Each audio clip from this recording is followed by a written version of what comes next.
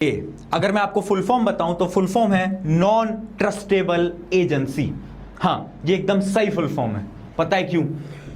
2026 में NEET UG का exam, जो कि देश का one of the biggest and toughest examination माना जाता है, जिससे कि डॉक्टर बनते हैं बच्चे, उस एग्जामिनेशन को कैंसल कर दिया गया है। और उस एग्जामिनेशन को वापस से करवाने के लिए एनटीए ने नोटिस को जारी कर दिया है। अब इसी के लिए उन्होंने एक ट्वीट करा।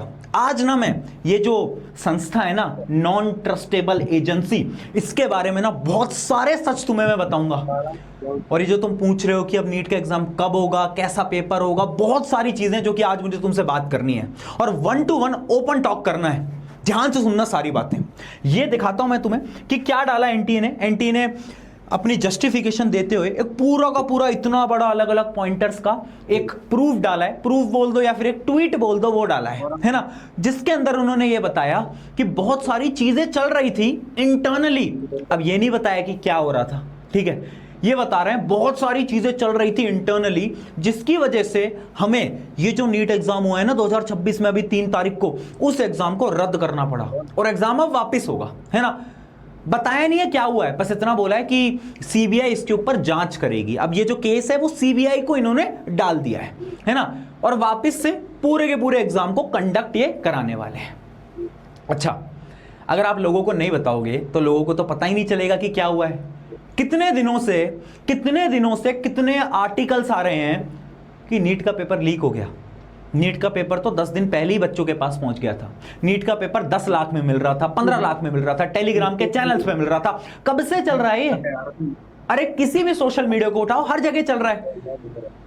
आपको नहीं पता चला? नीट के अगले दिन जिस दिन नीट हो उसके अगले दिन खबर आ गई थी,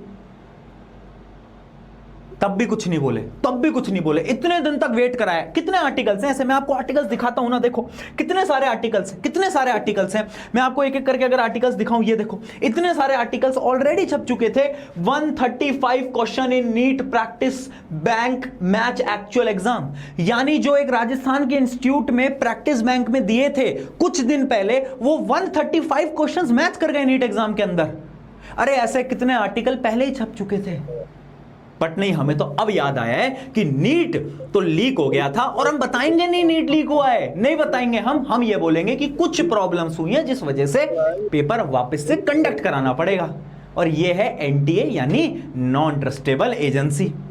कुछ समय पहले ना इन्होंने ट्वीट करा था, नीट एग्जाम से कुछ दिन पहले। वो ट्वीट में दिखाता हूं, बड़ा प्यारा ट्वीट करा था इन्होंने, ध्यान से देखना। इन्होंने कितना बड़ा ट्वीट करा, उसकी एक बहुत लाइन है, मैं दिखाता हूं वो लाइन।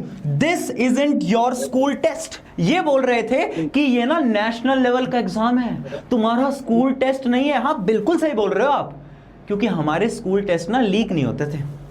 हमारे स्कूल टेस्ट जो होते थे ना, वो बाहर बट नहीं जाते थे। हमारे स्कूल टेस्ट में ना चीटिंग नहीं होती थी।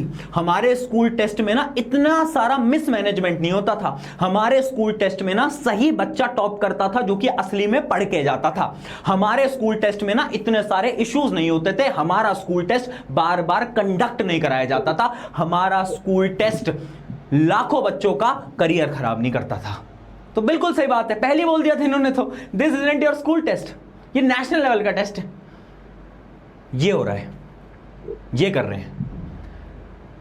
ये वीडियो मुझे बनानी नहीं थी, बट मैं बहुत फ्रस्ट्रेट होकर मैं बना रहा हूं, क्योंकि ये चीज आज से नहीं चल रही है। ये हमें पता है, आज से 2 साल पहले 2024 का एग्जाम हुआ था, तब भी ये इशू आया।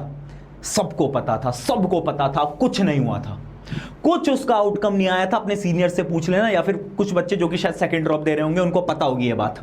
2025 में भी इशू आया था, बट इशू बड़ा नहीं बन पाया। अब पता है बात क्या हो गई, बस 2026 में ना ये चीज रिवील हो गई कि हाँ, पेपर लीक हुआ है। अब कब से हो रहा है, किस साल से हो रहा है, वो तो मैं बोल भी नहीं सकता, बट बस इस साल रिवील हो गया ना, इसलिए पेपर वापिस हो रहा है। वरना कब से हो रहा है वो तुम्हें पता है, हमें पता है, सबको पता है, बट शायद कुछ एजेंसीज को नहीं पता उसके बारे में, और पता भी है तो शायद वो उस चीज को इग्नोर कर देते हैं हर साल। ये पता है मैं आज ये सारी चीजें क्यों तुम्हारे सामने लेकर आया हूं, ये मैं सारी चीजें तुम्हें क्यों बता रहा हूं यार, क्योंकि ना कमेंट सेक्शन भर चुका है, मेरा ईमेल भर चुका है। एक बार कमेंट्स पढ़ना, पढ़ना, अगर आप एक पेरेंट हो, अगर आप किसी एजेंसी से हो ना, अगर आप कोई गवर्नमेंट ऑफिशियल हो, एक बार ये कमेंट्स पढ़ना। मैं एक शिक्षक हूं, मेरा नाम प्रशांत किराड़ है। बच्चे ना मतलब 9 to 12 के सारे बच्चे हमसे पढ़ के जाते हैं और वो बच्चों से अटैचमेंट होती है हमारी। और वो बच्चे जब ऐसे कमेंट करते हैं ना कि देखना कमेंट देखना, थैंक गॉड भगवान जी मैंने मैथ्स ली और जेई की प्रिपरेशन कर रहा हूं। एक बच्चे ने ना डॉक्टर बनने के सपने को छोड़ दिया है और वो भगवान से दुआ कर रहा है कि अच्छा है मैं तो जेई कर लूंगा बट कभी नीट नहीं करूंगा, नीट की तैयारी नहीं करूंगा, क्योंकि उस तैयारी का कोई आउटकम थोड़ी ना मिलता है, उस तैयारी से कुछ होता थोड़ी ना है। आज मैं वीडियो बना रहा हूं, 2 साल बाद सेम चीज होगी, सब भूल जाएंगे। What about the student who honestly give paper? My brother is getting 679. Honestly paper दिया ना, नंबर आ रहे हैं, उनका क्या? मेहनत करी थी, एफर्ट लगाए थे, क्या करेंगे? देखो भाई सच बोल रहा हूं, एनर्जी खत्म है, अब कुछ नहीं हो पाएगा, मेरे से नहीं हो पाएगा, आई एम गिविंग अप, नहीं हो पा रहा उनसे, छोड़ रहे हैं वो, अब छोड़ रहे हैं। ये देश का फ्यूचर है, ये 17, 18, 19 साल के वो बच्चे हैं ना जिनके अंदर एक एनर्जी थी और उस एनर्जी को मार दिया गया है। ये वो बच्चे हैं, डर रहे हैं लोग, डर रहे हैं नीट का एग्जाम देने से, डर रहे हैं लोग। वो सोच रहे हैं कि डॉक्टर नहीं बनेंगे, कुछ और कर लेंगे बट डॉक्टर नहीं बनेंगे, डर रहे हैं लोग। ऐसे बनाएंगे हम देश को बड़ा, ऐसे बनाएंगे हम देश का भविष्य, ऐसे बनाएंगे हम डॉक्टर्स। नहीं बना पाएंगे, नहीं बना पाएंगे, नहीं बना पाएंगे।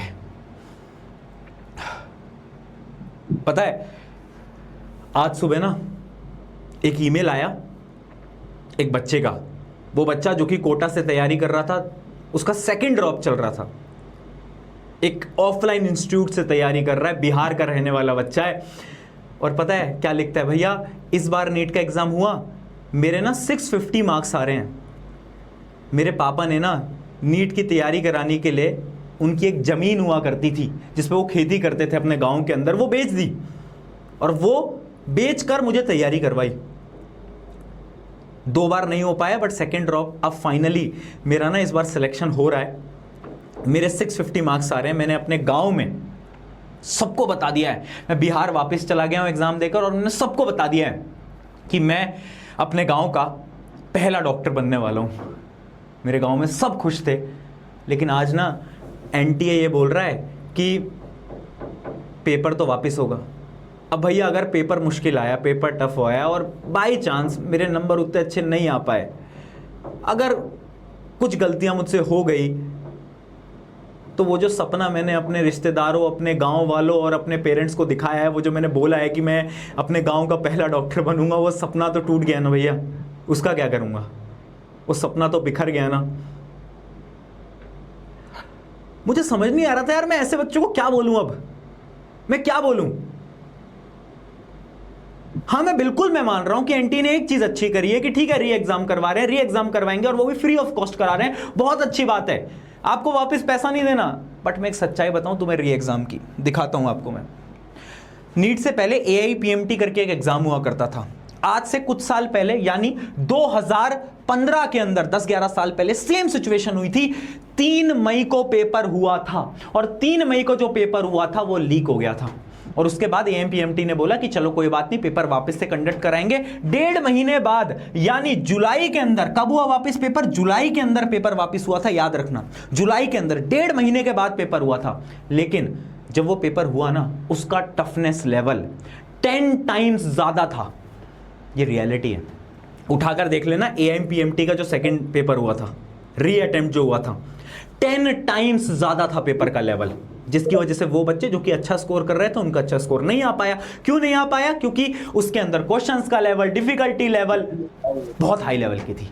क्या करें, क्या करें? और वही चीज आज भी हो रही है।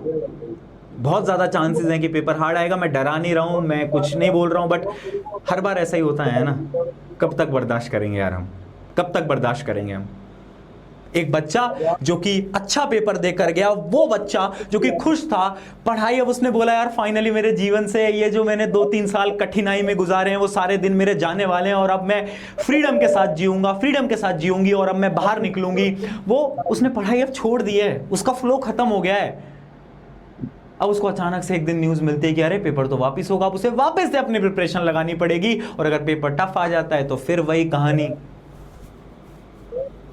क्या कर सकते हैं, कुछ है ही नहीं ना बोलने के लिए, कुछ है ही नहीं बोलने के लिए। आज की वीडियो मैं हाथ जोड़ के बोल रहा हूं, आज की वीडियो में सभी उन एजुकेशनल इंस्टीट्यूट्स, चाहे वो ऑनलाइन हो चाहे वो ऑफलाइन हो, उनके लिए बना रहा हूं। और उनको मैं एक चीज़ बोलना चाहता हूं, ये जो अगले 1.5 महीने होने वाले हैं ना, जब बच्चों का पेपर होगा, अप्रॉक्स जुलाई में ही होगा इनका पेपर, ये 1.5 महीने बच्चों के साथ खड़े रहने का समय है। ये नया बैच बेचने का समय बिल्कुल भी नहीं है। आएंगे इंस्टीट्यूट, बोलेंगे एक नया बैच आ गया, 1.5 महीने में प्रिपरेशन कराएंगे। अरे प्लीज यार, प्लीज, पूरा जीवन इन बच्चों से कमाया है, अब तो इन बच्चों को छोड़ दो।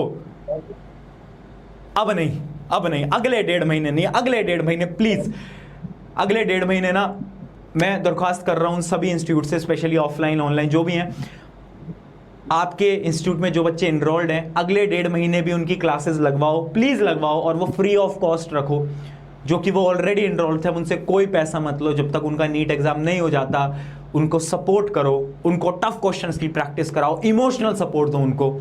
ये हमारी जिम्मेदारी है, हम एक शिक्षक हैं, ये हमारी जिम्मेदारी है, हम यहाँ इसलिए ही आए हैं। ये बात हमें याद रखनी पड़ेगी। अगर इस समय भी हमने इनका साथ नहीं दिया ना, तो कोई फायदा नहीं है। फिर बंद कर दो ऐसे इंस्टीट्यूट, फिर बंद कर दो ये सारी चीजें, कोई फायदा नहीं है। फिर ये झुटलावा दुनिया को दिखाना बंद करना पड़ेगा फिर हमें। और मैं सभी स्टूडेंट से बोल रहा हूं, अगर फिर भी आपको ऐसा लगता है, वैसे तो बहुत सारे रिसोर्सेज हैं, अगर आपको